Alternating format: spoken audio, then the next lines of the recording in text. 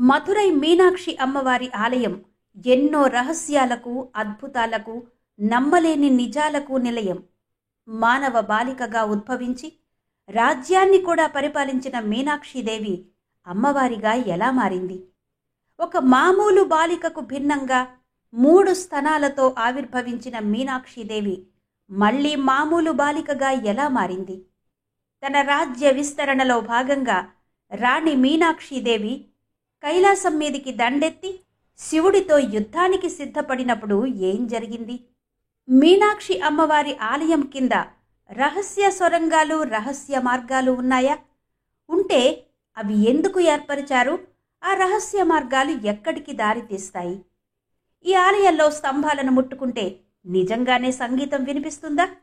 ఇలాంటి ఎన్నో ప్రశ్నలు ఎదురవుతాయి మధురై మీనాక్షి అమ్మన్ ఆలయం గురించి విన్నప్పుడు. ఆ సందేహాలన్నిటికీ సమాధానమే ఈ వీడియో. వీడియోలో చాలా ఆసక్తికర సమాచారం ఉంది. ఎక్కడ స్కిప్ చేయకుండా ఎండ్ వరకు చూడండి.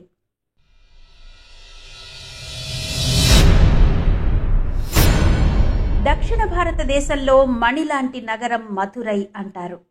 ప్రతి వీధి గోపురాల కాంతితో మెరిసిపోయే ఈ నగరం భారతీయ సంస్కృతికి, ఆధ్యాత్మికతకు ప్రతీక. ఈ నగరానికి ఆత్మ, హృదయం, గౌరవం అన్నీ ఒక్కటే. అదే మధురై మీనాక్షి అమ్మన్ ఆలయం. మధురై అనగానే వెంటనే మనకు జ్ఞాపకం వచ్చేది మీనాక్షి అమ్మవారి దేవాలయం. ఈ దేవాలయం కలైవేగై నది ఒడ్డున ఉంది. ఎన్నో అద్భుతాలకు, అంతకు మించిన రహస్యాలకు, ఎన్నో విచిత్ర కథనాలకు నిలయం మధురై మీనాక్షి అమ్మన్ ఆలయం. తమిళనాడులో 2వ పెద్ద పట్టణం మధురై పట్టణం. తమిళనాడు రాష్ట్ర సంస్కృతి, కళలు, సంప్రదాయ వారసత్వాలకు మధురై చిహ్నంగా చెప్తారు. ప్రపంచంలోని అతి పురాతన నగరాలలో ఒకటి మధురై. చోళులు, పాండ్యులు, విజయనగర రాజులు ఈ నగరాన్ని అభివృద్ధి పరిచినట్టు చరిత్ర చెబుతోంది. భారతదేశ సంస్కృతి, కళలు, ఆధ్యాత్మికతలకు ప్రధాన పాత్ర వహించే నగరాలలో మధురై పట్టణం ఒకటిగా చెప్తారు. పురాణాల ప్రకారం మీనాక్షిదేవి అవతారం ఎలా జరిగిందంటే, పాండ్యరాజు మలయధ్వజ పాండ్యుడు, రాణి కాంచనమాలకు సంతానం లేదు. సంతానం కోరుతూ వారు శివపార్వతులను ప్రార్థిస్తూ యజ్ఞం చేశారు. ఆ యజ్ఞాగ్నిలో నుంచి వెలువడింది ఒక శిశువు. కానీ అలా ఉద్భవించిన ఆ బిడ్డకు అసాధారణ లక్షణాలున్నాయి. ఆమె కళ్ళు చేపల వలె మెరిసేవట. అందుకే ఆమెను మీనాక్షి అని పిలిచారు. ఆమె చేతుల్లో త్రిశూలం, సింహాసనం, దివ్య కాంతి ఉండేవట. ఆమె ఉద్భవించే సమయంలోనే 3 స్తనాలతో ఆవిర్భవించింది. ఇది గమనించిన తల్లిదండ్రులు లేక లేక ఆ భగవానుడి దయతో కలిగిన ఈ బిడ్డ ఇలా అసాధారణ లక్షణంతో పుట్టిందేంటా అని విచారణలో మునిగిపోయారు. అయితే ఆమెను వివాహం చేసుకోబోయేవాడు ఎదురవగానే ఆ బాలిక మామూలు రూపంలోకి మారిపోతుందని, ఆమె శరీరం నుంచి ఈ అసాధారణ లక్షణం పోతుందని అశరీరవాణి చెప్పడంతో రాజు భార్య విచారంలో నుంచి బయటపడ్డారు. మీనాక్షిదేవి చిన్న వయసులోనే యుద్ధ విద్యల్లో నిపుణురాలైంది. రాజ్యాన్ని పాలించే శక్తివంతమైన రాణిగా ఎదిగింది. ఒకసారి ఆమె విజయ యాత్రలో భాగంగా కైలాసం మీదికి దండెత్తి వెళ్ళింది. అక్కడ ఆమెకు శివుడి దర్శనం కలిగింది. శివుడి దర్శనం కలగడంతోనే ఆమెలో ఉన్న అసాధారణ లక్షణం 3వ స్థనం మాయమైంది. దాంతో ఆమెకు తాను సాక్షాత్తు పార్వతీదేవి అవతారం అన్న జ్ఞానం తెలిసొచ్చింది. ఆ తర్వాత శివుడు సుందరేశ్వరుడిగా అవతరించి మధురైకి వచ్చి మీనాక్షిదేవిని వివాహం చేసుకున్నాడు. ఈ వివాహాన్ని దేవతలంతా ప్రత్యక్షంగా చూశారని, అదే రోజు నుంచి ఈ ఆలయం దంపతులు మీనాక్షి సుందరేశ్వరులకు శాశ్వత నివాసమైందని చెబుతారు. మధురై మీనాక్షి దేవాలయంలో జరిగే దివ్య కళ్యాణోత్సవం ప్రతి ఏటా లక్షలాది మంది భక్తులు పాల్గొనే మహోత్సవం. దేవతల మధ్య జరిగిన ఈ దివ్య వివాహం శివశక్తి సమైక్యతకు ప్రతీకగా భావిస్తారు. ఇది కేవలం భక్తి వేడుక కాదు, ప్రపంచ సృష్టి శక్తుల కలయికకు సూచికగా భావిస్తారు. ఆ రోజు మధురై పట్టణం మొత్తం వెలుగులతో, పూలతో, భక్తి గీతాలతో కళకళలాడిపోతుంది. మధురై మీనాక్షి ఆలయ చరిత్ర వేల సంవత్సరాల నాటిదని చరిత్ర కథనాలు చెబుతున్నాయి. దక్షిణ భారతదేశ ఆలయాల చరిత్రలోనే ఒక అద్భుతం మధురై మీనాక్షి అమ్మన్ ఆలయం. ఇది కేవలం ఒక దేవాలయం మాత్రమే కాదు, ద్రావిడ శిల్పకళా చరిత్రలో ఒక అపూర్వ అద్భుతం. 2500 ఏళ్ల క్రితమే సుందరేశ్వర్ ఆలయం లేదా మీనాక్షి అమ్మవారి ఆలయం నిర్మించారని చారిత్రక ఆనవాళ్లు చెబుతున్నాయి. ఈ గుడి ఆ కాలపు జీవన విధానానికి ప్రతిబింబంగా నిలుస్తుంది. అద్భుతమైన శిల్ప చిత్ర కళారీతులతో ఉన్న ఈ దేవాలయం తమిళ సంస్కృతికి చిహ్నం. పురాతన తమిళ సాహిత్యంలో కూడా మధురై మీనాక్షి ఆలయ ప్రస్తావన కనబడుతుంది. చరిత్రకారులు చెప్పిన దాని ప్రకారం ఈ ఆలయం మొదట సాధారణ శకానికి పూర్వం 6వ శతాబ్దంలో పాండ్య రాజవంశం కాలంలో నిర్మించబడింది. తర్వాత మూలవర్మన్ సుందర పాండ్యుడు ఈ ఆలయాన్ని విస్తరించాడు. 14వ శతాబ్దంలో మధురైపై దాడి చేసిన ముస్లిం సైన్యాలు ఈ ఆలయాన్ని ధ్వంసం చేశాయి. కానీ భక్తుల శ్రద్ధ, కళాకారుల నిబద్ధతతో నాయక రాజులు తిరిగి ఈ దేవాలయాన్ని అద్భుతంగా పునర్నిర్మించారు. ప్రస్తుత గోపురాలు, ప్రాంగణాలు, శిల్పాలు అన్నీ 16వ శతాబ్దంలో తిరుమల నాయకుడి కాలంలో నిర్మించబడ్డవే. ఆయనే ఈ దేవాలయానికి నేటి రూపాన్ని ఇచ్చిన గొప్ప పాలకుడు. మధురై మీనాక్షి ఆలయం ద్రావిడ శిల్పకళకు అత్యుత్తమమైన ఉదాహరణ. ఇది సుమారు 45 ఎకరాల విస్తీర్ణంలో ఉంటుంది. ఇందులో 14 గోపురాలుంటాయి. వాటిలో అత్యంత ఎత్తైనది దక్షిణ గోపురం. దాని ఎత్తు 170 అడుగులు.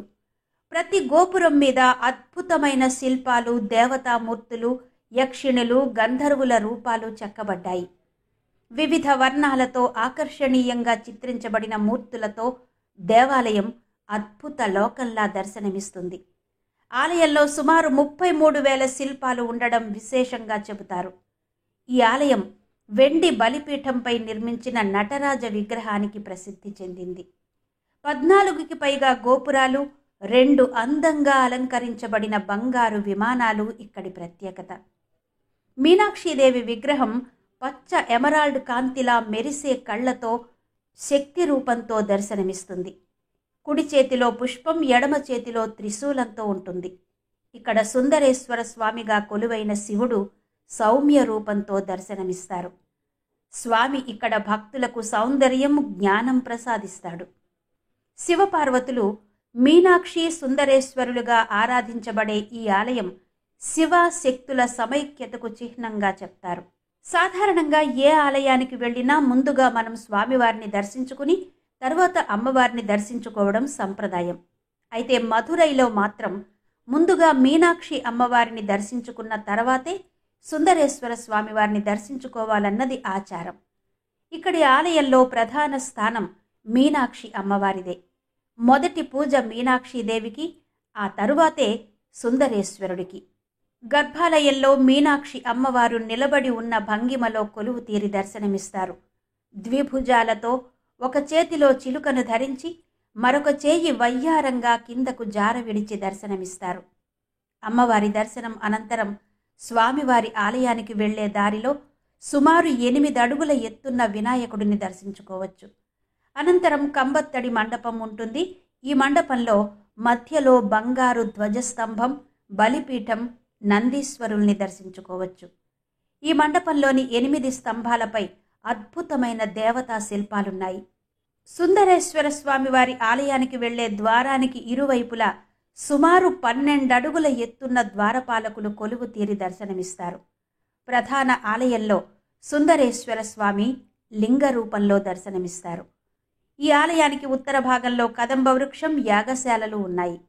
అక్కడికి సమీపంలో కాశీ విశ్వనాథ స్వామి, సరస్వతీదేవి, ఇతర దేవతలను దర్శించుకోవచ్చు. మీనాక్షి అమ్మన్ ఆలయంలో అతిపెద్ద రహస్యం సొరంగాలు. ఆ సొరంగాల రహస్యమేంటో చెప్పుకునే ముందు మరి మీరు వీడియోని లైక్ చేశారా? చేయకపోతే ఇప్పుడే లైక్ చేయండి. అలాగే ఈ వీడియో మీద మీ కమెంట్స్ కూడా తప్పకుండా తెలియచేయండి. ఇక మన ప్రస్తుత విషయంలోకి వచ్చేస్తే, మీనాక్షి అమ్మన్ ఆలయం కింద రహస్య సొరంగాలు, రహస్య మార్గాలు ఉన్నాయని అనేకమైన కథనాలున్నాయి. ఆ సొరంగాలు నగరంలోని వివిధ ప్రాంతాలకు దారితీస్తాయని, యుద్ధాల సమయంలో వ్యూహాత్మక ప్రయోజనాల కోసం పురాతన రాజులు ఈ సొరంగాలు, రహస్య మార్గాలు ఉపయోగించారని నమ్ముతారు. దండయాత్రల సమయంలో ఈ సొరంగాలను తప్పించుకునే మార్గాలుగా ఉపయోగించారని కొందరు నమ్ముతారు. మరికొందరు మీనాక్షి అమ్మన్ ఆలయ పూజారులు రహస్య ఆచారాలు నిర్వహించడం కోసం వీటిని ఉద్దేశించారని చెబుతారు. ప్రస్తుతం ఈ సొరంగాలు, ఈ మార్గాలు ప్రజలకు కనిపించకుండా ఉన్నప్పటికీ వాటికి సంబంధించిన కథలు మాత్రం కథలుగా కొనసాగుతూనే ఉంటాయి. ఇక్కడ ప్రధానంగా చెప్పుకోవలసింది అయ్యర్ మండుహాల్ అని పిలువబడే సహస్ర స్తంభాల మండపం. ఇది ఒక శిల్పకళా అద్భుతం. ప్రతి స్తంభం ఒక కథ చెబుతుంది, సంగీతం పాడుతుంది. ఇందులోని రాతి స్తంభాలను తడితే స్వరాలు వినిపిస్తాయి. అందుకే వీటిని సంగీత స్తంభాలు అంటారు. ఇది ఆలయ నిర్మాణ కళాకారుల ప్రతిభకు నిదర్శనం. మీనాక్షి అమ్మన్ ఆలయం యొక్క అత్యంత ఆకర్షణీయమైన అంశాలలో ఒకటి దాని నిర్మాణ వైభవం. 1000 స్తంభాల మండపం, పురాతన చేతి పనుల కళాఖండం. నిజానికి మండపంలో 985 స్తంభాలే ఉంటాయి, కానీ అది అంతులేనిది అనే భ్రమను కలుగచేసే విధంగా ఉంటుంది. అందుకే ఆ పేరు వచ్చిందని చెబుతారు. ప్రతి స్తంభం వివిధ దేవతల, పౌరాణిక వ్యక్తులు, చారిత్రక సంఘటనలను వర్ణించే క్లిష్టమైన శిల్పాలతో అలంకరించబడి ఉంటుంది. ఈ మండపానికి మరింత విశిష్టత తెచ్చిపెట్టేవి సంగీత స్తంభాలు. కొన్ని స్తంభాలు చేతితో తట్టినప్పుడు విభిన్నమైన సంగీత స్వరాలు వినిపిస్తాయి. రాతి నుండి సింఫొనీని సృష్టిస్తాయి. ఈ వింత ఆధునిక శాస్త్రవేత్తలు, ఇంజనీర్లను అబ్బురపరుస్తుంది. ఎందుకంటే ఇది పురాతన భారతీయ కళాకారుల ధ్వని శాస్త్రం, రాతి పనితనం యొక్క గొప్పతనాన్ని తేటతెల్లం చేస్తుంది. ఇక ఇక్కడ మరొక అద్భుతం పొట్రమరేకులం, పవిత్ర బంగారు లోటస్ పాండ్. బంగారు లోటస్ ట్యాంక్ మీనాక్షి అమ్మవారి ఆలయ సముదాయంలో అంతర్భాగంగా ఉంటుంది. ఈ చెరువు కేవలం నీటి వనరు మాత్రమే కాదు, దీనికి లోతైన ఆధ్యాత్మిక ప్రాముఖ్యత ఉంది. ఈ నీటిలో వైద్యం చేసే లక్షణాలున్నాయని, ఆత్మను శుద్ధి చేయగల శక్తి కలవని నమ్ముతారు. మధురైలోని మీనాక్షి అమ్మన్ ఆలయంలోకి ప్రవేశించే ముందు భక్తులు ఈ చెరువులో స్నానం చేసి వెళతారు. అలా చేస్తే మీనాక్షి సుందరేశ్వరుల ఆశీర్వాదాలు తప్పక లభిస్తాయని చెబుతారు. ఇందులో నీరు స్పష్టంగా ఉంటుంది. ఆలయ గోపురాలను, మధ్యలో ఉన్న బంగారు కమల విగ్రహాన్ని ప్రతిబింబించేలా ఉంటాయి. ముఖ్యంగా ఈ కొలను సాహిత్య రచనలకు పరీక్షా స్థలంగా చెబుతారు. పురాతన కాలంలో ఈ చెరువును సాహిత్య రచనలకు పరీక్షా స్థలంగా ఉపయోగించేవారని కూడా నమ్మకం.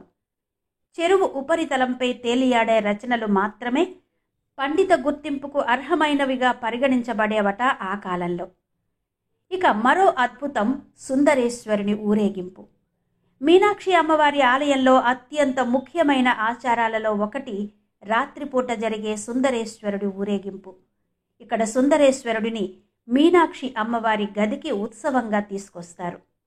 ఈ ఆచారం దశాబ్దాలుగా ప్రతి రాత్రి నిర్వహించబడుతుంది. సంగీతం, కీర్తనలు, నైవేద్యాలతో ఊరేగింపు జరుగుతుంది. ఈ వేడుకను చూడడం వల్ల జీవితంలో శాంతి, సామరస్యం లభిస్తుందని భక్తుల నమ్మకం. ఇక ఆలయంలో జరిగే పండుగల విషయానికి వస్తే మధురై మీనాక్షి ఆలయంలో ప్రతిరోజు నిత్య పూజలు విశేషంగా జరుగుతాయి. ముఖ్యంగా ప్రతి శుక్రవారం ఆలయంలో ఊంజల్ సేవ జరుగుతుంది. ఆ రోజు ఆలయం భక్తులతో కిటకిటలాడిపోతుంది. ప్రతి ఏటా చిత్రై మాసంలో మీనాక్షి తిరుకల్యాణ మహోత్సవం జరుగుతుంది. ఈ కళ్యాణం ప్రపంచ ప్రసిద్ధి చెందింది. 10 రోజుల పాటు సాగుతుంది ఈ ఉత్సవం. ఆ సమయంలో మధురైలో భక్తజనుల సందడి సముద్ర ఘోషను తలపింపచేస్తుందని చెబుతారు. దేవి నవరాత్రులు, పంగుని ఉత్సవం, కార్తీక దీపోత్సవం వంటి పండుగలు కూడా ఇక్కడ అత్యంత వైభవంగా జరుపుతారు. మధురై మీనాక్షి ఆలయం కేవలం దేవాలయం కాదు, అది ఒక జీవశక్తి కేంద్రంగా భావిస్తారు. ఇక్కడ అడుగుపెట్టిన ప్రతి భక్తుడికి ఒక అనుభూతి కలుగుతుంది. ఇక్కడ అడుగుపెట్టిన వారు దేవతా శక్తి నేరుగా మనసును తాకినట్టుగా అనుభూతి చెందుతారు. ఇక ఇక్కడికి ఎలా వెళ్ళాలి అంటే దేశంలోని అన్ని ప్రధాన నగరాల నుంచి మధురైకు రైలు సౌకర్యం ఉంది. రైల్వే స్టేషన్ నుంచి ప్రైవేట్ వాహనాల్లో మధురై ఆలయానికి చేరుకోవచ్చు. ఇవి మధురై మీనాక్షి అమ్మవారి ఆలయ విశేషాలు. మరో ఆధ్యాత్మిక విశేషంతో మళ్ళీ మీ ముందుంటాను. అంతవరకు సెలవు. నమస్తే.